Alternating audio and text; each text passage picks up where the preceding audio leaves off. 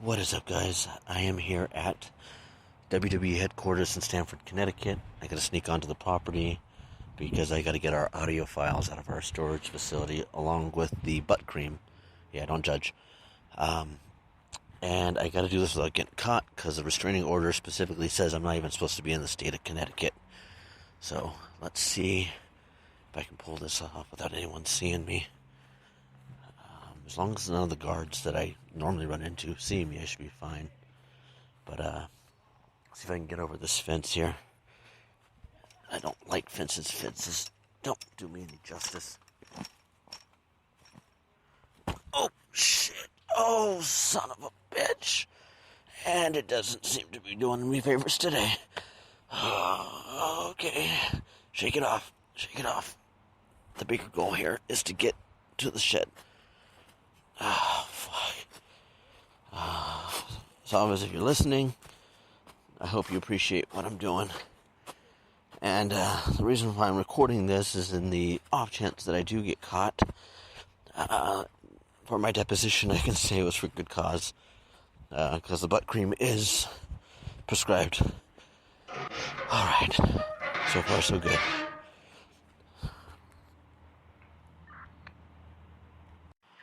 Oh shit, a guard. Oh shit. Oh shit. Oh, nope. Oh shit. Oh shit, that's my cue. Gotta go. Don't catch me. Please don't catch me. Please don't catch me. Fat guard, can't catch me. I'm Stubby. Out of shape, Stubby, but I'm Stubby. Oh. Alright, Vince. Second time around, we gotta get over this thing, because I'm not falling again.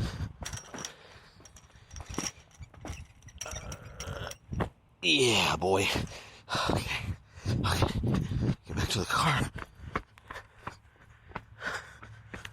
Keys. Where's the keys? Where's the keys? Open. Oh, and we are golden. Yes. The following announcement's been paid for by the Savvo and Stubby Show. Quiet on the set. Can we please have quiet on the set?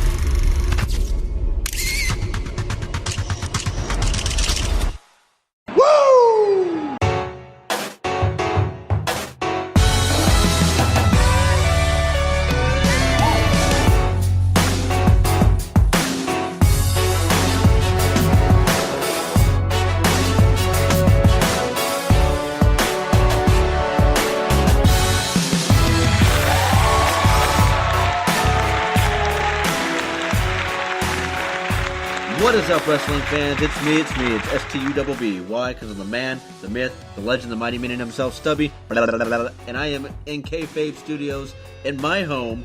And I am joined by my colleagues.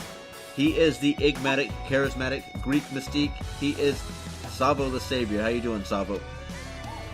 What's going on, man? I'm doing good. How you doing, Stubby? I'm doing all right. Why don't you go ahead and lead in to see how Big Joe's doing? I was going to get right on that. And what's up, Big Joe? The original Big Joe is with us here live. How's it going, man? It's going wonderful, fellas. It's great to be back home and just talking wrestling, the thing I love to do. Hey, it's great to be back in California, period. After what I had to deal with over on the East Coast, it feels good to be in the sanctuary of what I call my stomping grounds. Oh, you're in Hayward too right now, Stubby? Yeah, my old stomping grounds, Hayward, sorry. No, I'm in Kayfabe Studios in Modesto, California. But I gotta ask, Joe, I know it's a little late because we did the NXT show yesterday, but how was Riverside last weekend? I actually attended the San Diego show. It was really good, though. There's a lot of pictures up on the page, but the crowd was kind of small for my liking. But I talking to a few of the wrestling fans out in San Diego. They say they don't typically draw large WWE crowds. So I had to mention exactly what. Exactly. I had to look at Stubby's ugly face right now. Sorry, folks. Exactly why they lost the Chargers, because they just don't support anything out in San Diego. If you're from San Diego, I do apologize. But the crowds just don't show up. So why would people stay there? The show, on the other hand, was really entertaining. It got off to a hot start with No Way Jose, and of course ended with the perfect 10, Ty Dillinger saying a goodbye and getting a perfect curtain call. All right, so I got to ask this because it came up as kind of a side topic with Steven and I on yesterday's show. Who? Oh my God, glorious Steve Vassio. I don't have the sound. I don't have the sound bite here. But in the topic was, does it make sense to have someone like Roderick Strong in NXT, who they're obviously trying to get a push for him to have this whole vignette and this whole video package set up for him, just to come out and lose to Hideo Itami?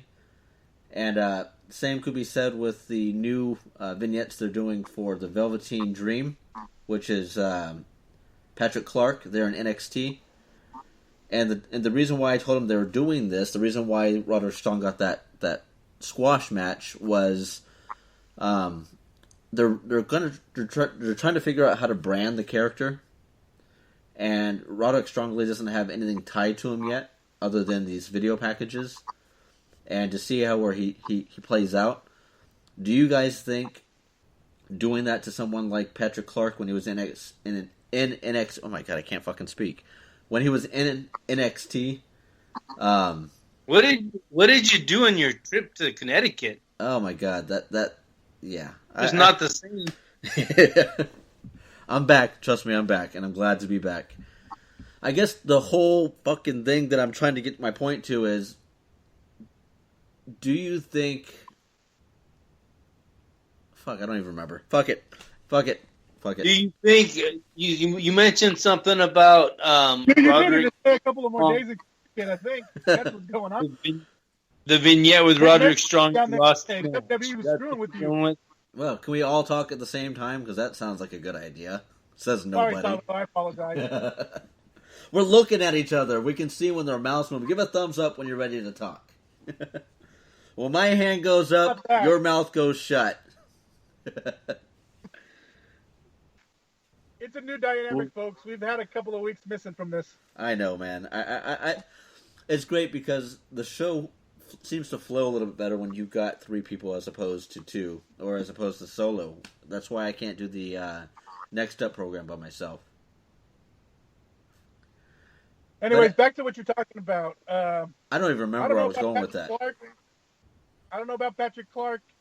I don't even know what they're trying to do with Roddy. I think Roderick Strong is a great talent. He may be arguably one of the top 10 best wrestlers in the ring, in the world, period. I've loved his work for a very, very long time. I've been a huge fan of Roderick Strong, both inside the ring and outside. I have met him a few times when he was wrestling for Ring of Honor, before he was Ring of Honor champion. He's always been perfectly awesome with me. When my brother was still young, Roddy came over and he met my brother because I talked to him about him being like one of his biggest fans. So he's always been great to us. One time we got into an incident with Kenny King, and Roddy came up and stepped up to Kenny King for us because Kenny had just got pile drived and didn't take it very funny when my brother made fun of him. So I can say nothing but good things about Roderick Strong. On that note, I don't know how far he's going to go in the WWE unless he puts everything into it. I guess where I was trying to go with this, now that I remember the track that my mind was on, was... Well, I'm glad I could by talking about Roddy for a little while. Yeah, well, Steven asked that, do I think it hurts these people? And I said no, because when Patrick Clark came into NXT, he was on Tough Enough. He didn't actually win Tough Enough. He came up like 4th, I believe. But WWE still gave him that chance to go to the Performance Center, and they tried to build his character. He showed up on some of the aired programs for NXT, but he failed pretty miserably. So they took him back to the Performance Center. He surfaced back up, a couple months down the road. Still somewhat the same gimmick. and they pulled him off the air once again, and now they're bringing him back as the Velveteen Dream. And I was telling Steven, I think that the reason why they do this is they don't put an actual character with these people, like Roderick Strong. Patrick Clark was just a name. So what they do is they go to the Performance Center, put a gimmick to them, and then test market it on NXT. And that's where we're getting the product of the Velveteen Dream, which is Patrick Clark. But I was listening. What the practice promotion. Unfortunately, they do need to have some names on the promotion so that they can do this with some of the younger guys. Like Bobby Roode is the main roster guy headlining an NXT show, but he's headlining the NXT show. He's the reason why most of the shirts in NXT audience, unlike Roman Reigns, is all over the place in NXT shows.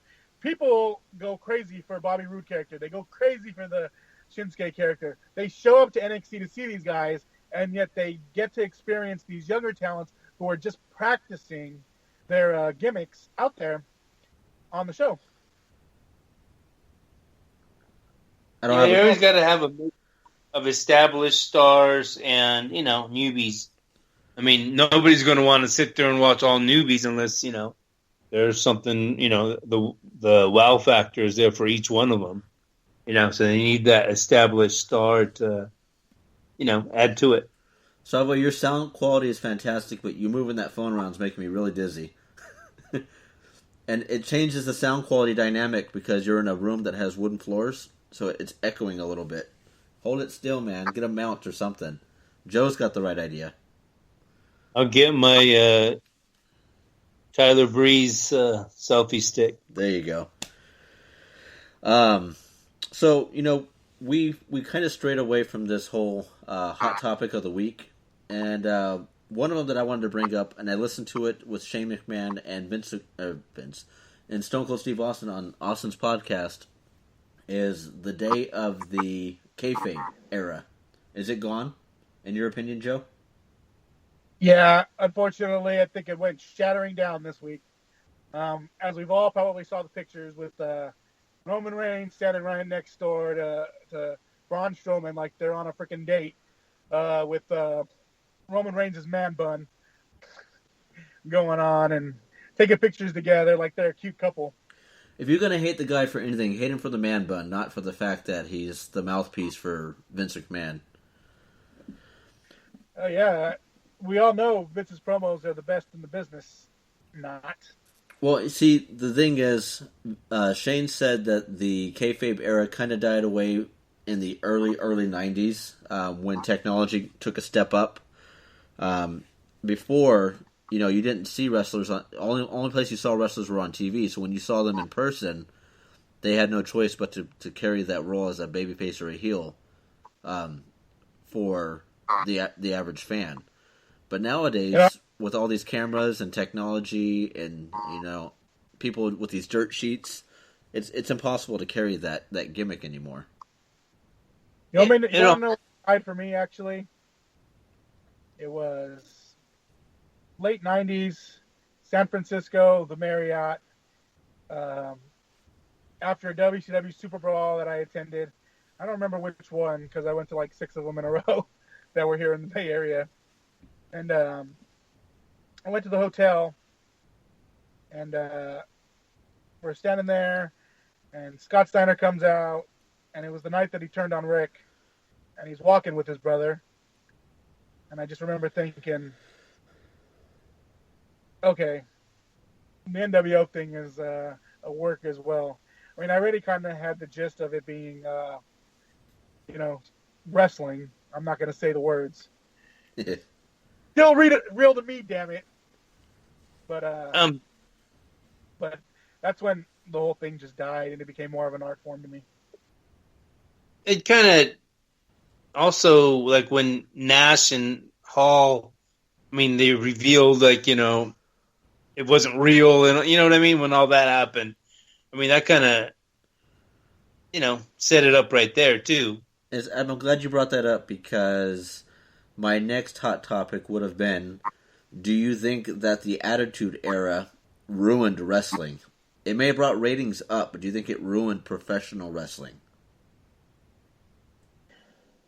No, because Yeah.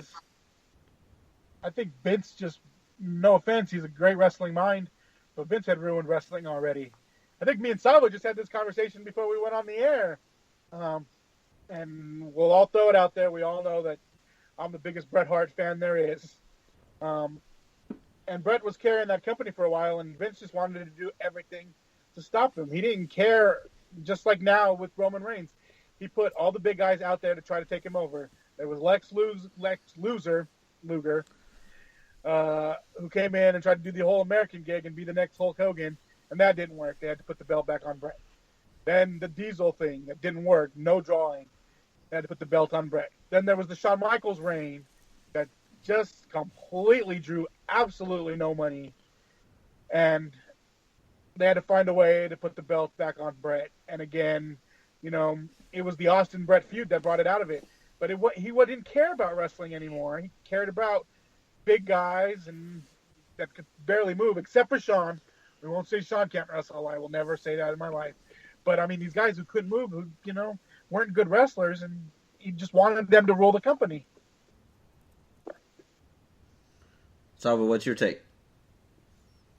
Well, I don't think I'm the person to answer this question because I was never big on the Attitude Era. It just seemed too made up to just go out there and do whatever you want to do. Who cares if it's, But actually, you're the perfect. how many people are really going to beat the shit out of their boss and all? It just, excuse me for saying this, it just seemed too WWF-ish to me. Or E, whatever you want to call it. But, go ahead. This just came into my mind right now, Savvo. And I know you can't answer it because you've already said it, but maybe Stubbs can. Shout out wrestling community, the wrestling community out there, woohoo, facebook.com/the wrestling community. They posed a question on the wrestling community, and they asked, can you name the top 5 matches of the Attitude Era? And it is actually a really hard thing to do because the wrestling during the era was terrible. And it's not that the guys couldn't wrestle. They did it. Well, but that's also kind of where you didn't have to wrestle just as long as you got over with the fans, like The Rock, The Rock wasn't a great wrestler, but yeah, he could, on the mic he was great. But it just seems like it just turned out like, that's all that mattered. And as good as I am in the history of wrestling, this is a subject that my brother is quite excellent in. This would be a perfect place for him to actually lend his expertises because he can name those probably top 5 matches of the Attitude Era. Like, I can think off the top of my head right now, tables, ladders, and chairs. The first one that wasn't actually dubbed that between the Hardys and Edge and Christian and the Dudleys, WrestleMania 2000, right in the heart of the Attitude Era. Triple H versus The Rock the month after WrestleMania. It should have been the match that headlined WrestleMania 2000, but it wasn't because they added Foley into the triple threat, or Foley got hurt early on when he was supposed to win the title and go out as champion, retired, but then he got hurt in the middle of the match and they had to recall the match right in the middle of it. But 1 month later, The Rock beat Triple H for the WWE title, and it was a great wrestling match. Those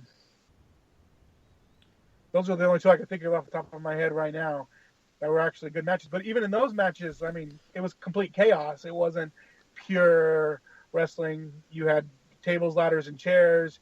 You had outside interferences. You had run-ins. You had all this stuff. So wrestling at that point was already kind of dead. But I think that was partly WCW's fault with the NWO because that's what they were doing to get over and beat WWE for so long. And I know, Salvo, that's something you can talk about there. Talk about WCW's impact on the Attitude Era and how they killed wrestling. Well, there you go, ladies and gentlemen. This is the Joe Show. Oh my God, Joe. So let's throw our hand up when we want to talk, that way we don't step on each other's toes. I could have a reverse argument for you on that one. Can you pick a storyline in the last 6 months, other than the Festival of Friendship, that was a intriguing or captivating storyline that WWE has now currently produced? Oh, no, I agree with you there. There's no doubt that now 6 months has been pretty terrible. I've complained about it more than anyone. So you look back at the Attitude Era, you had no matches that had any validity, but they had intriguing storylines. And you look now, you have no intriguing storylines, but you have matches that are nice, but they have no meaning because wins and losses don't matter. Titles don't matter. I have a lot to complain about the product right now. A lot of this thing, and I know me and Savvo have gone back and forth on it on Facebook about Bayley. Total bad build. Terrible. Completely terrible. But yep. I don't blame her. I blame the writing. Yet she's selling T-shirts, so you can't knock it. Well, and it's funny because right behind Roman Reigns, you got Bayley as probably one of the top sellers in the WWE right now, and it's crazy. But it's not the business side and maybe it's the generation gap here. I don't know. Maybe I'm getting too old.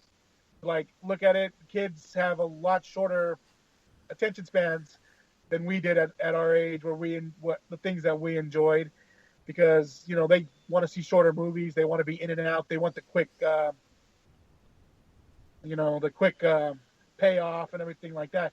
And I don't want that. I want the build. I want to see El Generico versus Kevin Steen for a year before that big payoff and that brawl that ended them all in Ring of Honor. That's what I want. That's just it. We've seen Kevin Owens versus Sami Zayn 17,000 times. But, yeah, they paid that off way too quickly. It's like going back a few years. I mean, what would have been a great WrestleMania event that we never got because they blew their load on it so many times before they got there? Randy Orton versus John Cena. Two of the biggest names of their era. And they never headlined a WrestleMania because WWE wanted to blow their load on it on Giggity. Monday Night Raw 20,000 times. Hey, say blow your load one more time. Giggity. Blow your load. Giggity. Okay, because I forgot to hit the giggity whenever you said it. I'm a little late on the button. No, but I still want to go back and I want to throw this to Savvo here because the NWO being such a good WCW guy, what did WCW lend to this with the NWO? Say that again? I didn't catch that. What did WCW lend to the ending kayfabe with the NWO? I don't know. We're doing it live, pal. Come on now. No, it was just. I mean, don't get me wrong. The NWO, it started out, really cool, but it ended up, they just had everybody in there, and it wasn't, it had to come to an end sooner than it did. It was just, I don't know, again, against the Attitude Era and all that. It just seemed, more, like I said before, more realistic to me, and it just, I don't know, that's my thing. That's the way I take it or look at things. You want my take on this? I think WCW got the Attitude Era a couple years too late when they started doing their ridiculous storylines in 2000 to 2002, give or take. Yeah, well, that's when Russo finally went over. Right, and me being a WCW fan, I wasn't a fan of that. You can tell it was too WWE-ish. It was Russo. Not saying everything he did, don't get me wrong, but I'm just saying certain things were what is this, You know what's funny is everyone blames Russo, but there was a second writer on that team. Well, you know what they also say, though, and I've heard this a couple of times from a couple of different people. When Russo went over to WCW, he no longer had Vince's filter. Now, we could say what we want, and I talk a lot about Vince McMahon here and there and complain about him, but, he is one of the most brilliant minds in wrestling ever. Like I said, you could say what you want about the guy. I did. I said, ha!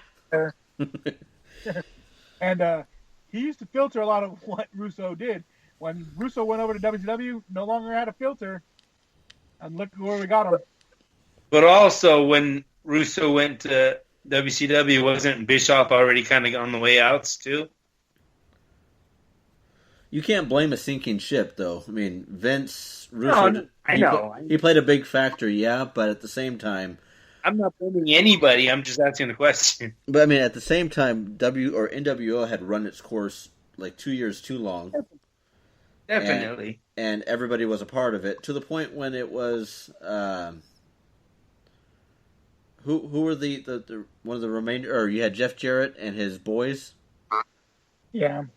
That was, I mean, when it came to that wasn't like really NWO to me. It was, I understand, when they started like adding Vincent and all those guys, wannabe guys, whatever. It was just like, it's getting more. Hogan, that's why the company's in this situation that it's in. All right, so in your guys' opinion, what can WWE do current day to better the product besides Vince passing away? Well, number one, they need to promote their NXT writers to the lead writers of Raw, because NXT is far and away the best product that the WWE has. Number two, whoever's on the Raw writing team, just fire them because they're freaking terrible. And in that defense, though, and I listened to the Shane McMahon interview to this, Monday Night Raw has more sponsors and more of a corporate angle that they have to portray. Plus, they're a little more it's PG, and I know you can't go more than PG. I mean, you can go G. But you get away with a little bit more on SmackDown than you do on Raw. That's why Nikki Bella was able to say bitch and whatnot, and you're able to see a little bit of color on SmackDown. But it's not hard, and that's the problem. They're trying to overthink it. It's the basic scenario in every storyline and how you're going to build it up. You're going to start with, I don't like you, you don't like me, let's fight. And then you're going to build it out from there. Why don't you like them? Why? And answer these questions. And you're going to do it over a course of weeks. You're not going to go 1 week and then blow your load the next week. And yes, I said it again. Blow your load. Because that's what they do.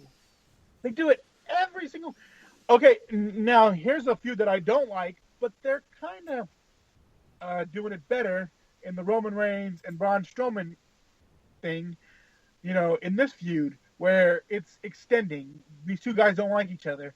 Where they got it wrong is they completely killed Reigns early, and yeah, the fans love it, and I think they're using that for Braun to be a bigger name, but it's just not quite the right way. All right, I got a question for you. Do you believe we have to have a babyface and heel angle to every storyline? No. No, definitely not. Well, because everyone's got their panties in an uproar. The fact that they can't figure out if Roman Reigns is a babyface or a heel, and Braun Strowman's coming off as such a babyface or as such a heel that he is a babyface, that he even tried to call the fans garbage and they were eating it up. So I don't know where you go at this point with that. But see, probably just get more people talking about it to create more controversy. It's all about the controversy, really, because whether like they say, it's doesn't matter if you get a cheer or they boo you, you're getting a reaction. Well, this is kind of like the same thing. You're still talking about it. I did pose this question in our Facebook page. If you haven't gotten there and liked our page, please do so. I try to ask questions there. Nobody responded to this one. I don't think anybody wanted to touch it. Is Roman Reigns getting Braun Strowman over? Or is Braun Strowman just over now because he's beating up Roman Reigns? No, I think Braun Strowman is getting over because he was what they wanted to do with Ryback, and he was able to portray it a lot better. I think Braun Strowman got Braun Strowman over. But at the same time, I think you can put anyone against Roman Reigns at this point, current point, and they'll get over. But I think Braun is responsible for his own destiny at this point. I mean, they both have a little something to do with it, of course. But yeah, as far as Braun, I mean, I think he's pretty much done it, on his own. I mean, look at it. A year ago, Braun Strowman was a lackey for Bray Wyatt, and now he's got bigger fame than Bray Wyatt does because they did it right. Before that, he was a rosebud. Right, and you look at Braun Strowman, you had him... he kind of bitched out a couple times where he left the ring when he shouldn't have left the ring. When he turned his back and walked away, and then he loses matches to people like Kalisto, and you would think his real estate would go down, but WWE has been able to bounce back and build his character back up by completely destroying what everyone wants to see destroyed, which is Roman Reigns. So like you said, he does kind of play off the fact of that too, is what's bringing him back up. Now, I will say this about the situation being at Payback. Not sure if any of you guys saw my video, but I did walk out on the main event. I refuse to lend my voice if they're going to keep saying that my voice means absolutely nothing to the Roman Reigns hype. But I was taking a piss as Roman Reigns' music's hit, and the Shark Tank shook with boos. Like, there was no love lost for Roman Reigns in that building. And despite all these reports of arenas being filled with Roman Reigns gear and everything, I didn't see that at all. I saw maybe one or two shirts here and there, but it was a decisively hateful crowd for Roman Reigns. So much so, in fact, that after I had to rethink everything that I thought about Roman Reigns, because I'm like, this hate may be getting a little too far from where it needs to be. There's more hate for the man, the guy behind a character, than there is for just the character on TV, which is where, my dislike for the guy is. Don't like the character. You want me to let you in on a little secret, though? Whether or not you stayed at that show for Payback, WWE is going to manipulate the audio, so it's going to sound like he's getting the cheers or the boos, whatever way they want to spin it. So don't lose money over that. Just realize Vince has got total control over this product. Oh, I know. Because WrestleMania, like I said, my brother was at WrestleMania, so he texted me during the middle of the show, and he said the Reigns boos are incredible here. And then, I texted him back. I'm like, that's not how it's coming across on TV. And he goes, well, it is. So we spoke about that a little bit, with having somebody sitting there in the audience and being there. I haven't watched back that far, Payback, on the show, because let's just face it, the show was just god awful. Best match was the women's match, despite the result. Shout out to you, Savvo. But I did want to hear the crowd because, the crowd got ruthless on the match with the "Do It Again" chants, when with the steps and everything. I mean, it was pretty bad in there. He nailed them pretty good with those steps too, huh? Yeah, he did. Okay, guys. On previous shows, and I know I'm kind of changing the topic right now, but on previous shows I mentioned that I was going to get interviews for our podcast, and that's what these audio files are for. So I want to segment into that real quick and let you guys hear another Tales from the Dark Side of Stubby's trip from the East Coast to the West Coast. And we're going to take a quick break, and we'll come right back. Alright. We are heading back to Cali. Son of a bitch. Just realized I can't take this giant thing of ice cream on a plane. Too many questions. Looks like I'm driving back to Cali, so I will see you guys next week. It's going to be like a good 2-3 day drive if I hit the road rough. But show must go on, right? Stubby out. Alright, we're on the road, California bound, and it looks like I'm going to make good time as long as I can maintain this pace, this speed. I'm going a little fast, but a lot of road ahead of me and not a lot of time. Oh, you gotta be fucking kidding me. Alright, guys. Depending on how this turns out, this may speed up or delay the process. Let's hope for the best. Once again, Stubby out. Alright, so that one isn't as bad as I thought it was going to be. I wasn't in the state of Connecticut, so outside the restraining order, we're good there. Although the officer did have a lot of questions about the giant tube of ice cream that I have here. Savvo, the things I do for you, brother. My background check came back clear. He did wonder why I was so close to Connecticut. Told him I was visiting family, so we're all good. Slowed me down a little bit, but we're back on the road, and can't wait to do the show. Stubby out. I'm telling you guys, it was not exactly the funnest trip at times. Yeah, it didn't sound like you had a very good time. Well, that's why I'm hoping it's all going to pay off whenever we get these interviews playing on the show. Savvo, I got that ice cream for you, so anytime you want it, let me know. Yeah. The audio came muffled. Did you say I was a lifesaver? Yeah. Yeah, you were a lifesaver coming to the border to pick me up. I need my cream, man. Yeah. All right, Joe. So I want to change topics just a little bit. As we all saw, Monday Night Raw and SmackDown both hit a ratings low. I posted on the Savvo and Stubby show about the ratings taking a hit.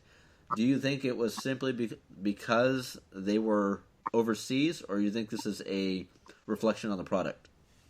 Well, overseas shows typically rate low because everybody knows what's going to happen before noon, so people don't tune in.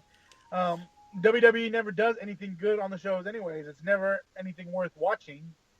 They don't advance storylines really. They don't do any of that because, the show's overseas. It's a glorified house show that they show on TV. Yeah, that's a good indicator when you see Kurt Angle, who's supposed to be the general manager for Monday Night Raw, not even make it to the show. Exactly.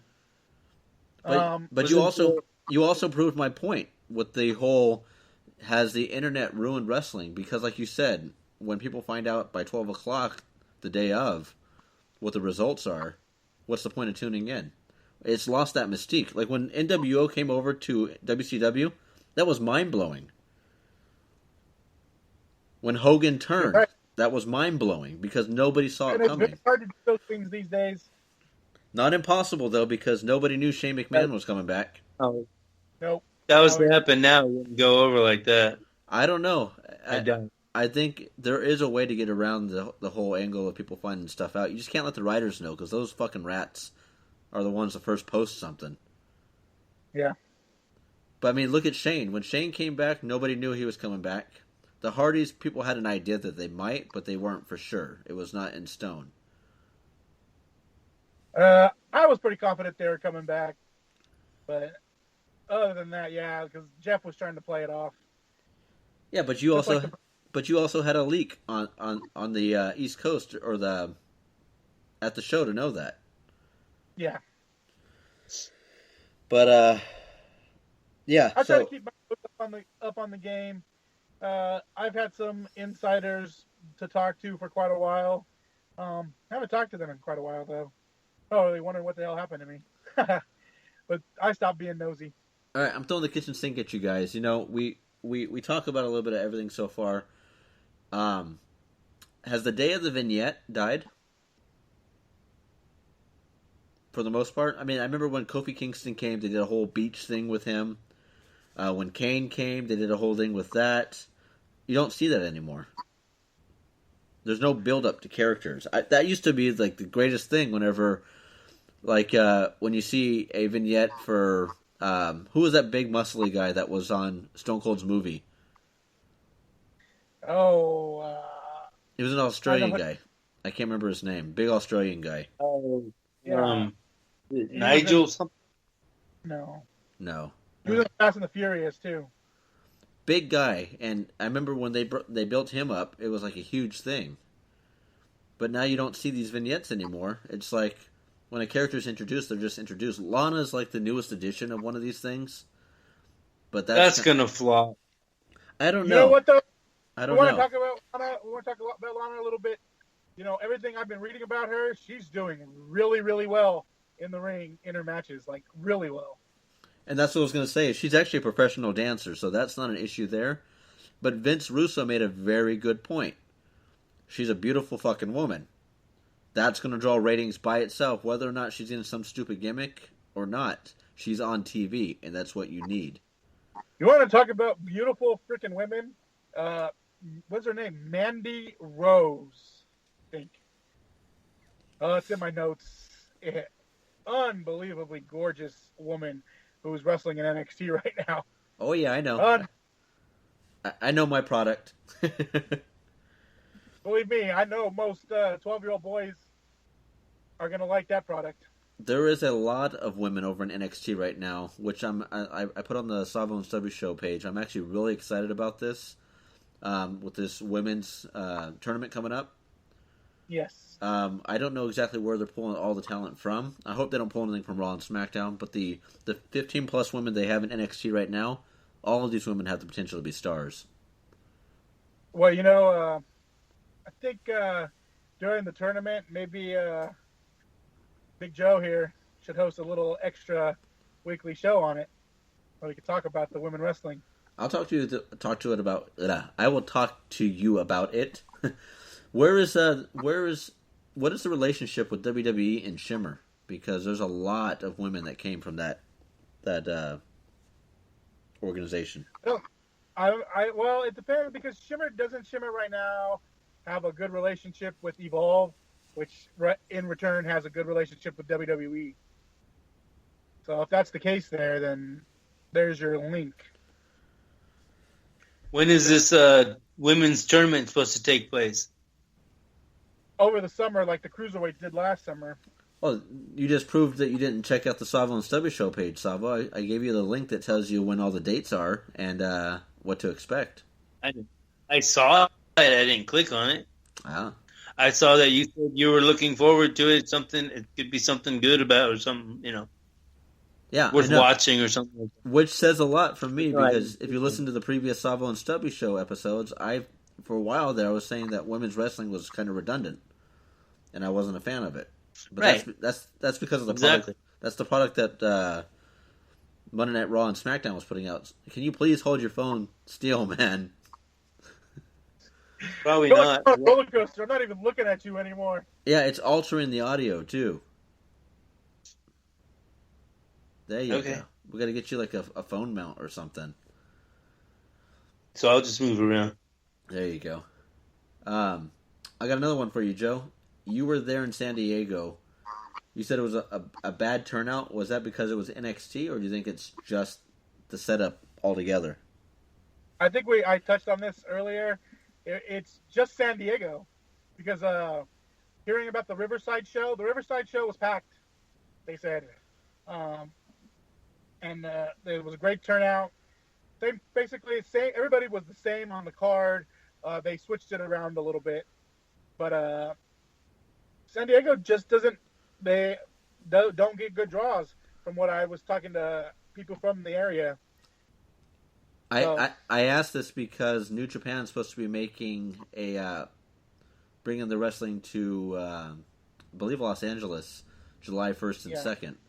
And if this is a product of just not being a wrestling area, a big fan base, how do you think they're going to fare? Do you think there's going to even be competition against Vince McMahon here in the States? New Japan's never going to be competition to Vince McMahon. I don't think there's ever going to be competition ever again. Number one.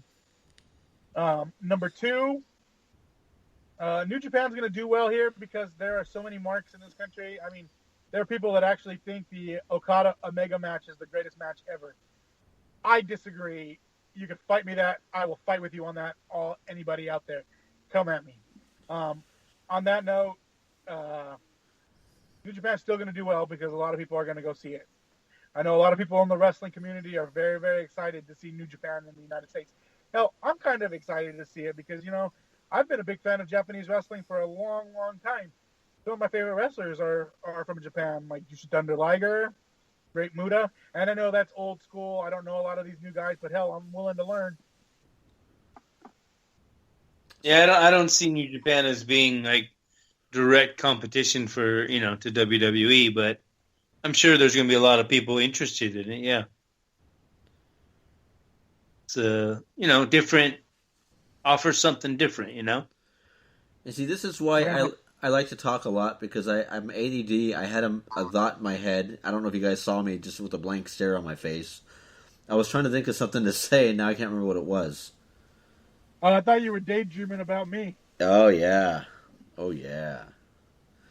But, a lot of people don't know our relationship, Joe. I've known Joe since junior high school. And then there was this long, phase where we didn't talk. And then at one point, we actually went off on each other on Facebook. But we were able to reconcile our differences, and here we are doing a podcast. We were acting like children after a stupid football game. Yeah. But is there wrestling brought you back together? Wrestling is the answer for everything.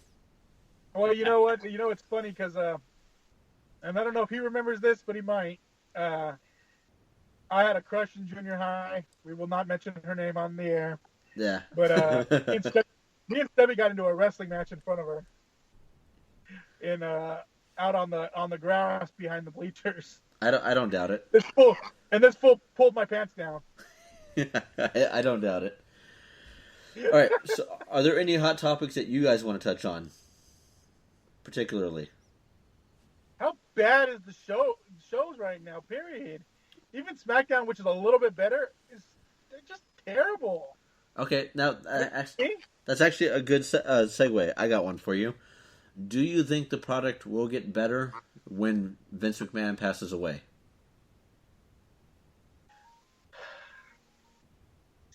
I don't know.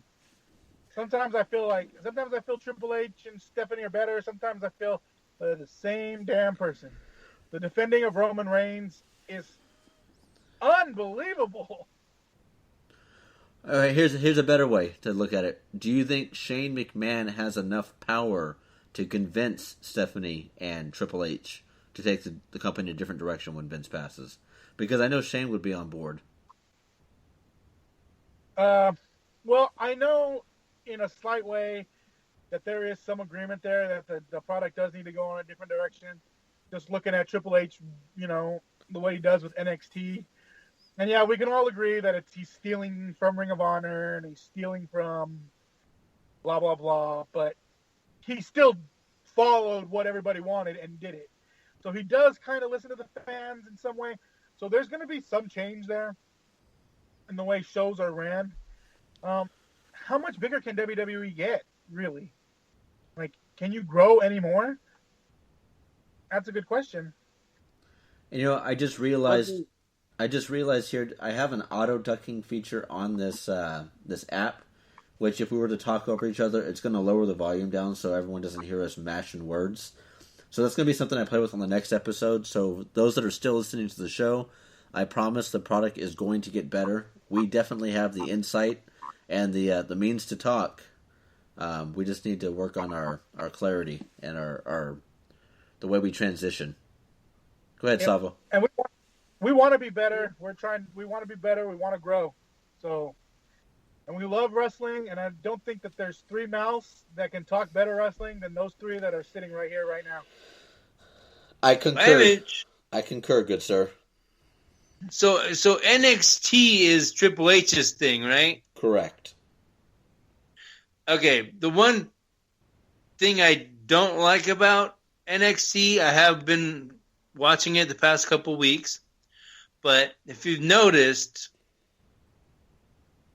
why does everybody's entrance have to take so freaking long? Because Nakamura, don't get me wrong, he's awesome, don't get me wrong, but why does he have to go?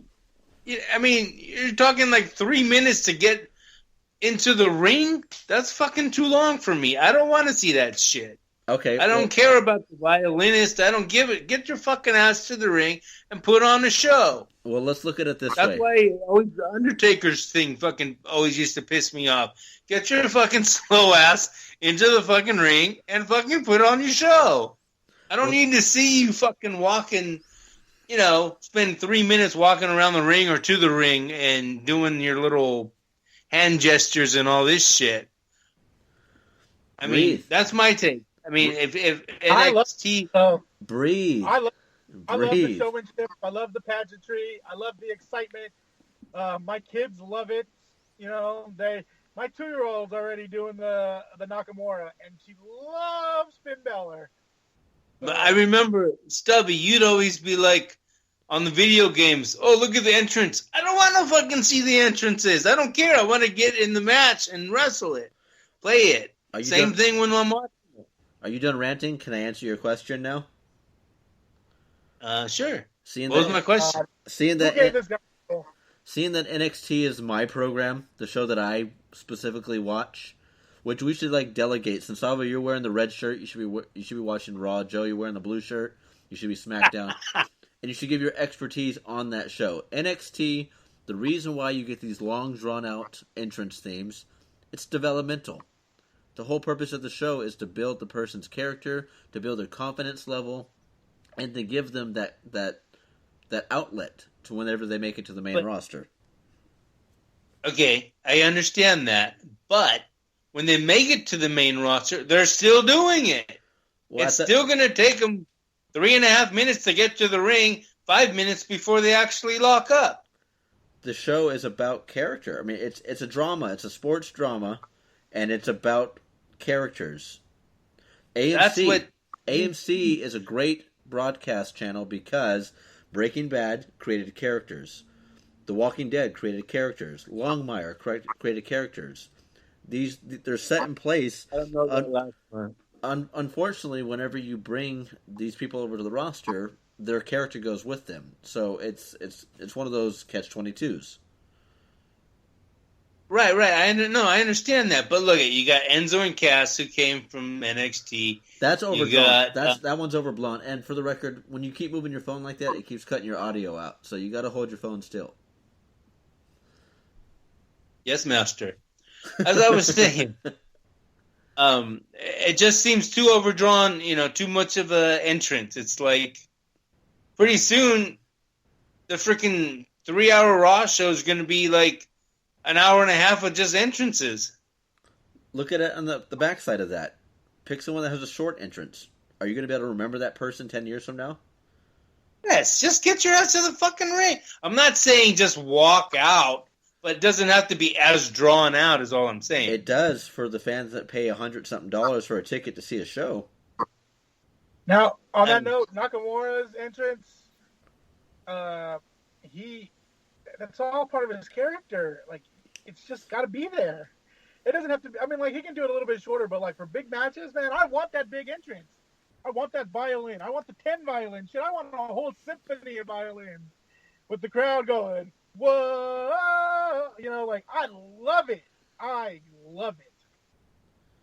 Maybe if you're there, it's a whole different thing. I'm sure if you're there, it's a whole different thing. But dude, I turn on the surround sound when guys like Bella and Nakamura come out here, just to play it extra loud because the whole house gets together to freaking watch the entrances. Thank you, Salvo. If you don't like the music and everything, you got a TiVo, you got a DVR. Fast forward that sumbitch. Or turn that sumbitch sideways. Yeah, turn that sumbitch sideways and stick it up your candy ass. We got that anal cream. Speaking of the Rock, there was a thing on Facebook today when he serenaded Vicky Guerrero when he's the Eric Clapton song. Yeah, see, I'm the opposite of you on that. I don't like these long ass promos. I'm so done with The Rock. I'm so done with Cena when it comes to cutting these 12-minute promos. Saying it was funny. What'd you say? I'm just saying it was funny. I guess. Anyway. Yeah, I guess. I like the big promo when it means something, like the pipe bomb promo from CM Punk. There you go. I didn't get to see live, son of a bitch. I was on a plane flight home from EDC. But yeah, I like those kind of things when they mean something. I got a topic for you guys. Copyright on wrestling moves. You've got NXT TakeOver heading to Chicago next Saturday, and Hideo Itami hits a GTS as his finisher. which is a very well-known move to one CM Punk in his hometown. Do you feel that it's copyright infringement, seeing that they technically are both in the same company, even though CM Punk is no longer with WWE? You want to know why I don't? Because Itami's the one who created the move. Correct, I get that. But he created it outside WWE. Yeah, but it doesn't matter. He was known for it first. I knew him for it. Right. In fact, as much as I love Punk, I always said it was a copy of what Kenta was doing. Right. My argument on that, though, is if you're doing a move outside of a company with another company, it's okay. Diamond Cutter compared to the RKO, two different companies. That's fine. The second you guys join the same company, there should be some kind of modification to the move so that it's no longer the same move. Just brings up the whole thing with Killian Dane doing the Ulcer Plantation, which is a Kenny Omega move with a different name. Very similar move, though. Different organizations, okay. Super Kick. Overrated. Super Kick. Young Bucks. Overrated. Yeah, Young Bucks versus, what? Dolph Ziggler, Shawn Michaels. Spotfest monkeys. Yeah, but a super kick is just it's just a kick. I mean, right, but it was like the diamond cutter. I mean, that was Diamond Dallas Spades. That's I don't know. I don't know. I like exciting. So do you guys if think... it plays into a character, I guess, like the diamond cutter or whatever, I don't see a problem with it. But if it's just average Joe, somebody, wrestling and he does a super kick or whatever, All right, it shouldn't be that big of a thing. I got some bad news for you guys.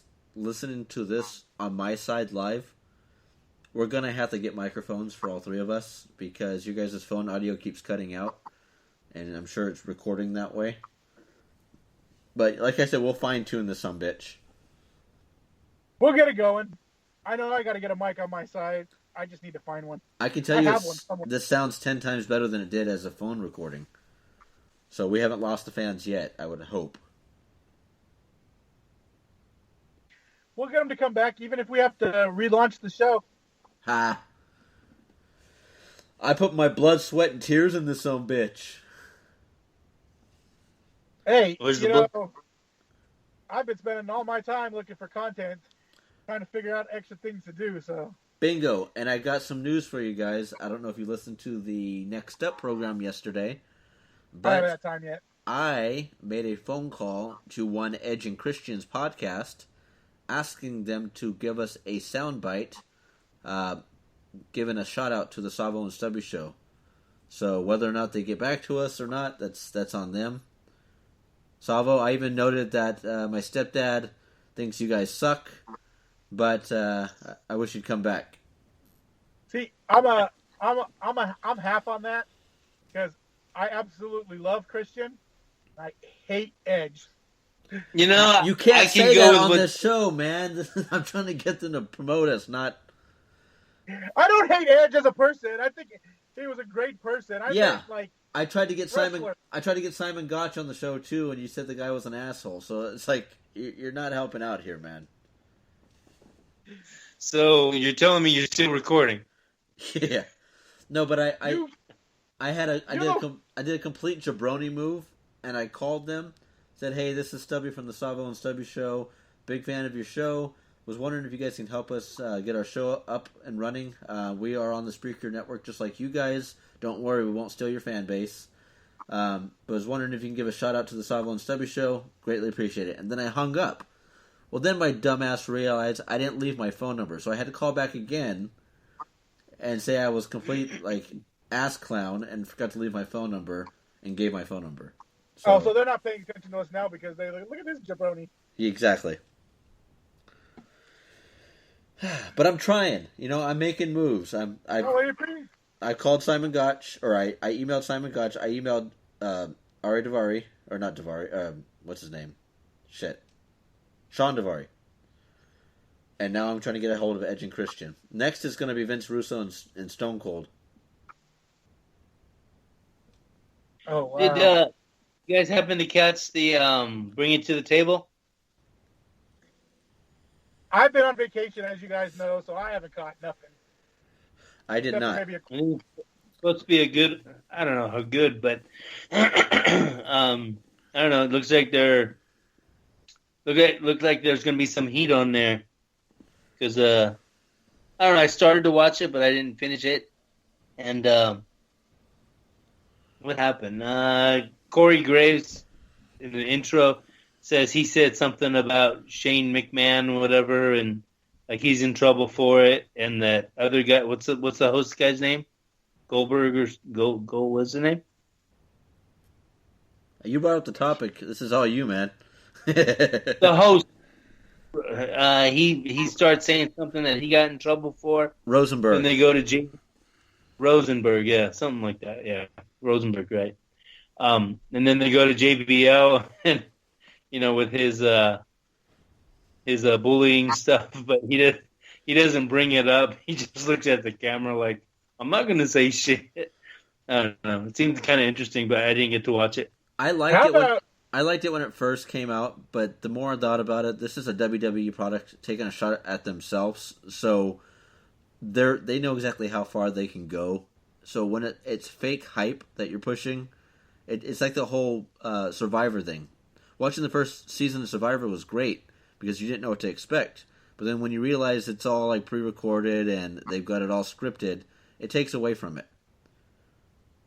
How about Corey Graves on TV calling out Oh, I love it. What's his name? Mouthfuck Tom? Yeah, that was freaking harsh. Yeah. And like he didn't just like let it go either. No. I love Corey Graves. I gotta start keeping better track of his comments because he's starting to become Bobby the Brain Heenan. Well, he said at the end of that, he said that it's not like the plane flight for him is longer than 4 hours. Yeah. Yeah, it was pretty direct, and he actually got called out on it, and he said that he was just joshing around with another coworker. And Tom, you can actually, if you listen to the audio carefully, you can hear Tom laughing in the background. So he took it as a lighthearted joke. I'm sure his fiance doesn't. What does Tom Phillips have to be sad about in the whole situation? He just basically told another woman he was gonna face, her. He was gonna blow his load. Giggity. And hell, shit, the guy got it. Unfortunately, he's got to take it up with his wife. Oh, it's not his wife. It was his fiance, and as far as I know, they're not together anymore. Well, hey, and the guy probably could get 10 more fiancés. So. All right, guys, I'm going to cut into my final portion of the trip to East Coast, and then we'll wrap up the show with the last segment. Yeah. What is up, minions? Stubby here, checking in with you guys on the road. So far, this trip, it started out a little rough, but it's been smooth sailing ever since. I had time to stop at the world's largest ball of twine, world's largest rubber band ball, saw some buffalo, good times. And I just say, like I said, I can't wait to get back to do the show. I'm looking forward to sharing the interviews that we got, some prime stuff. And yeah, what? Are you kidding me? Again? What is going on? What? Every time I seem to hit the record button, something happens to me. I'll keep you updated. Stubby out.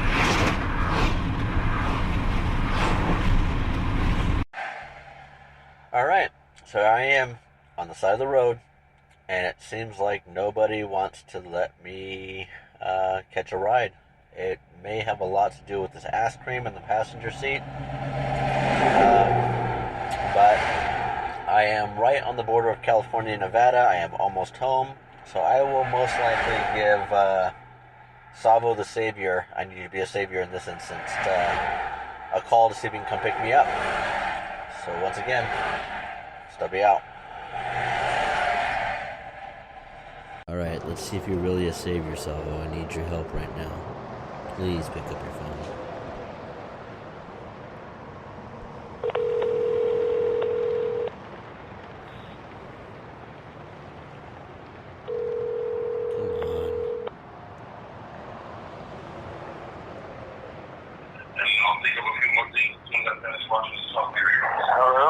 Hey, Savvo.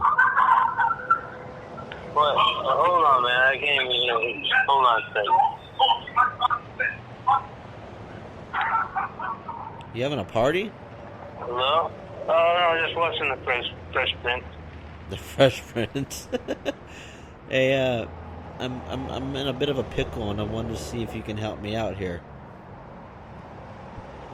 What do you mean? You're in Connecticut, aren't you? Not exactly. I'm on the border of California and Nevada. I had to drive back because TSA has a lot of questions when you bring foreign substances, aka the ass cream, on a flight. So I thought it'd be best if I drove back. And my car broke down, and I want to know if you can come pick me up. Dude, it's freaking Fresh Prince Marathon. You can TiVo that. Your name is Savvo the Savior, man. Yeah, but it's Fresh Prince. I got the ass cream. Oh, you got it? Yep. Okay. Where you at? Just off highway marker 35, going toward Reno. Okay. All right, man. All right. I'll be there as soon as I can. Appreciate it. Thanks, man. All right. I appreciate it. Bye.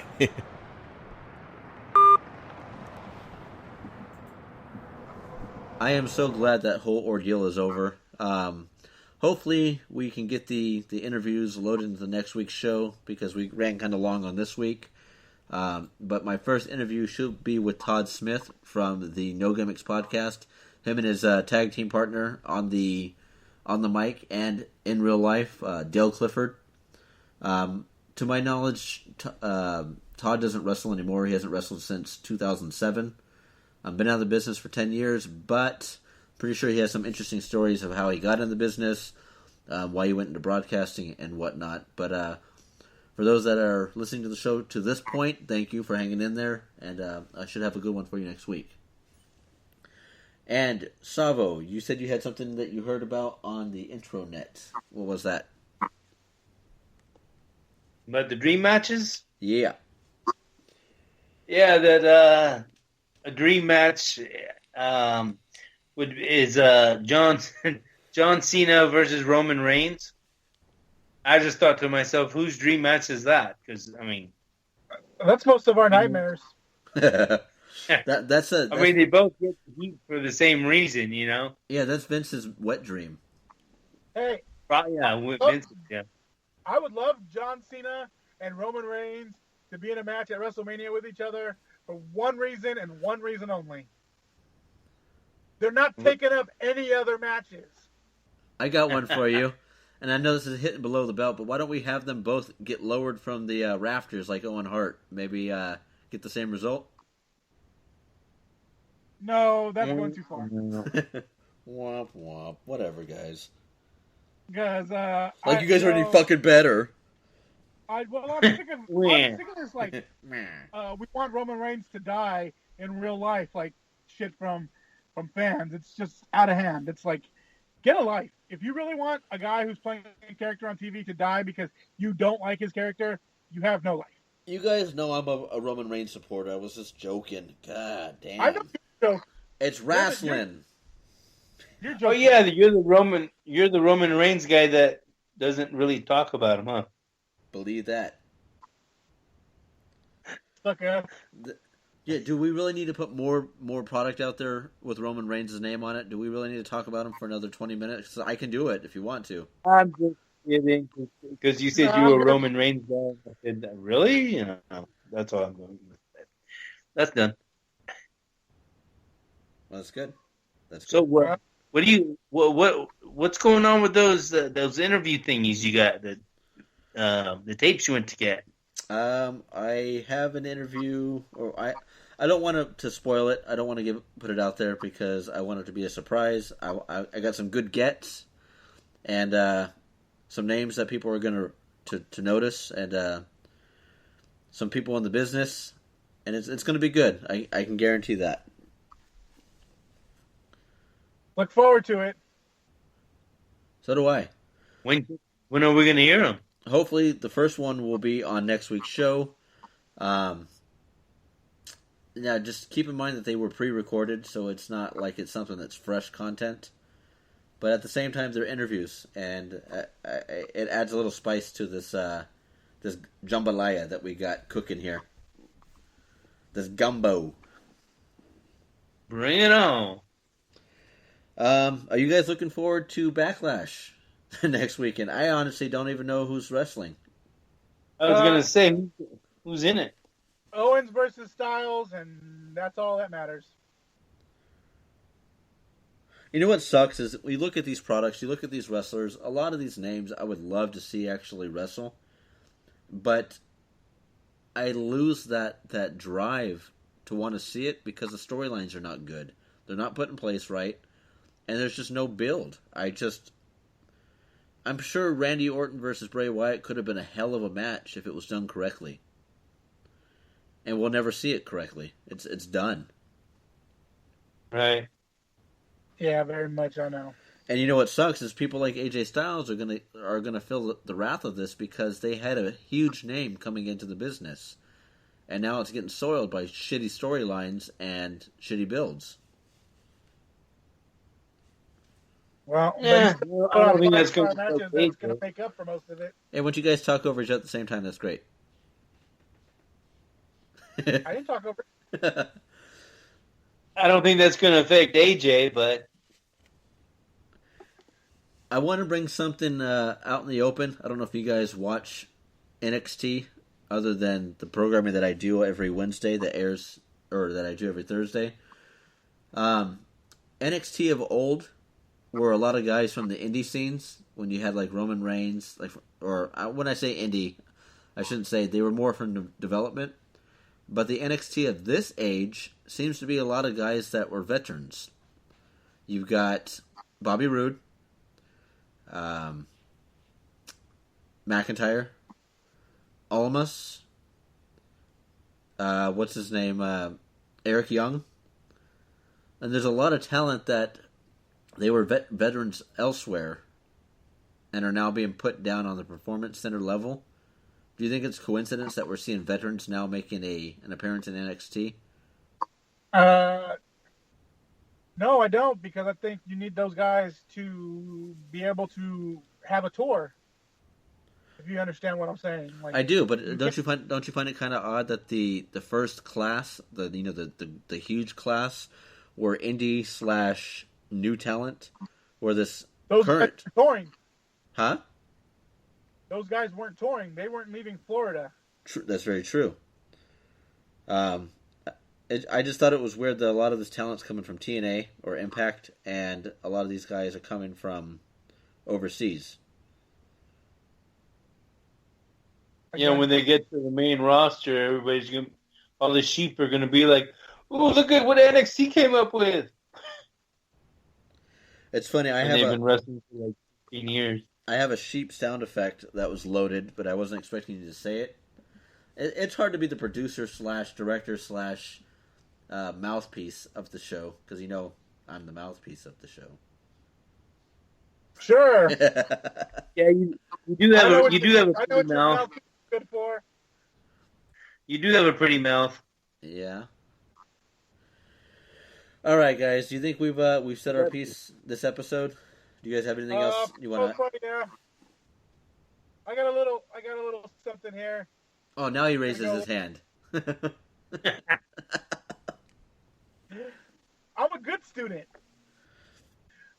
So, anyways, I'm going to be launching a page here in the next couple days, separate from the podcast, but it's going to be a new thing that I'm working on. And it's... You're fired! You're fired! Many of you don't know, I've had struggles with eating. I'm a very big guy. And health, and I'm just trying to get my health back. So I'm going to... changing a lot of my diets, going through new recipes, cutting out a lot of foods, and I'm just going to put a lot of this stuff up on a new page while I'm also doing the DDP yoga thing. So it does tie into wrestling a little bit. And I've been doing it for a few weeks now, and I'm just going to try to fill the page with content of eating better, losing weight, and things like that, and just my journey so that people can follow and maybe help cheer on or join in this new revolution that I'm trying to go through. Because it's hard. I mean, I live in a house full of people who want to eat nothing but junk food. It don't help me at all, but I'm making it through it every day and just want to better myself for my kids, and maybe I'll help a few people out on the road to getting back to my old Joe self, back to when we were playing football together, Stubbs. You got my support. The only downside I see to this is that we have to change the name of your character. You will no longer be the original Big Joe. You'll just be the original healthier Joe. Yeah. Little Joe. I'll put that up on the Facebook page too, the Savvo and Stubby show, and as soon as I get everything working, and I'm gonna do some cooking videos and things. I love to cook, so I've been working on new recipes, healthier things to do, new oils, trying new things out. I've already cut out complete dairy, as DDP has so instructed, and working on other things because it's a drastic life change, so it's completely hard. Have you tried that Bragg's apple cider vinegar? Yeah, I do. I actually have like 5 bottles of the stuff. All right, guys. Take a shot for the most part. All right, I think that's a wrap. So I'm going to do the closing things unless you guys have something else to say. No, that's it. That's it for me this week, fellas. Savvo? That's it. I'm done. It's me. It's STUBB. Why? Because I'm the man, the myth, the legend, the mighty minion himself, Stubby. And from my colleagues, the enigmatic, charismatic Greek mystique, Savvo the Savior, and the original Big Joe, we wish you guys the best. Thank you for checking us out. Tell your friends, share, like, click, subscribe. Also, make sure you check out our affiliates. You've got the No Gimmicks podcast that can be found on YouTube at nogimmickspodcast.com. I don't know how that YouTube thing works. You also have the Wetback and Crack a Power Hour. You can find them on Facebook, Twitter, Instagram. If there's a media source, they're there. You can also find them on Spreaker. Again, that's the Wetback and Crack a Power Hour. And as usual, as always, wrestling's real. People are fake. Stubby out. Night.